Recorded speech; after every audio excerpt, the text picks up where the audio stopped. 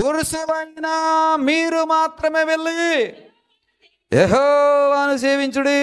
మూడవ రాజీ మంత్రం ఏమిటో తెలుసా? ఎవరెవరు వెళ్దాం అనుకుంటున్నారు అంటే మోసే అంటున్నాడు, నేను మా భార్యలు, మా పిల్లలు, మా పశువులు, మా మందులన్నీ వెళ్దాం అనుకుంటున్నా. అప్పుడు బొర్ర ఏమంటున్నాడు తెలుసా? మీరు దురాత్మ కలిగిన వారు, అలా కుదరతాం. ఇంకొక రాజీ మంత్రం ఏంటంటే, మీరు మాత్రమే, పురుషులైనటువంటి మీరు మాత్రమే వెళ్ళండి, పిల్లల్ని ఇక్కడ వదిలేసేయండి, మందల్ని ఇక్కడ వదిలేసేయండి. మూడవ రాజీ మంత్రం ఎవరు పెట్టారండి? పరో పెడుతున్నాడు. ఎవరి దగ్గర? మోసే ఎదుట. ప్రియ సహోదరుడా సహోదరి, నీ ఎదుట కూడా అపవాది ఇలాంటి రాజీ మంత్రమే పెడుతుంది. యెజెబెల్ ఇలాంటి రాజీ మంత్రమే పెడుతుంది. నువ్వు మందిరానికి వెళ్ళో, పిల్లల్ని ఇంటి దగ్గర వదిలే. ఏమంటదండి? పిల్లల్ని ఇంటి దగ్గర వదిలే, నువ్వు మాత్రం మందిరానికి వెళ్ళావు. ప్రియ సహోదరుడు, ఈ పిల్లలు ఏం చేస్తారు? ఇంటి దగ్గర ఏం చేస్తారు? ఈ మొబైల్లో ఆడతారు, టీవీలు చూస్తారు, ల్యాప్టాప్లు ఓపెన్ చేస్తారు, రకరకాల వ్యాసాలన్నీ వేస్తారు. అవునండి కదా? ఏమంటుందండి యెజెబెల్ నీలో ఉండి? ఏమంటుందో తెలుసా? పిల్లల్ని ఇంటి దగ్గర వదిలే, నువ్వు మాత్రం మందిరానికి పో. వాసుకోవడం 3 గంటలు ఉంటుంది, ఎందుకు పిల్లలు అంటారు.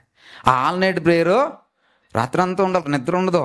కాబట్టి నువ్వు ఎందుకు పడుకో, ఉదయాన్నే ఎక్కడికి వెళ్ళాలి? నువ్వు స్కూల్కి వెళ్ళిపోవాలి, కాలేజీకి వెళ్ళిపోవాలి అంటుంది. ప్రియ సహోదరుడా సహోదరి, నీ కొడుక్కి నీ కూతురికి రాత్రి మెలకుగుండి నేర్పిస్తే వాళ్ళు ఏం చేస్తారో తెలుసా? రేపొద్దుట కఠినమైన పరిస్థితులు ఎదురైనప్పుడు రాత్రంతా మెలకుగుండి యుద్ధం చేయడం నేర్చుకుంటారు.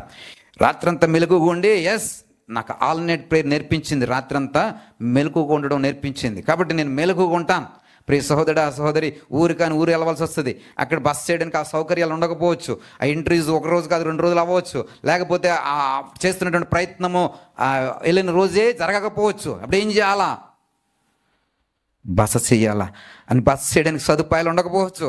ఏం చేయాలా? రైల్వే ప్లాట్ఫామ్ మీద కాలం గడపాలా. ప్రియ సహోదరు, బస్ స్టాండ్లో కాలం గడపాలా.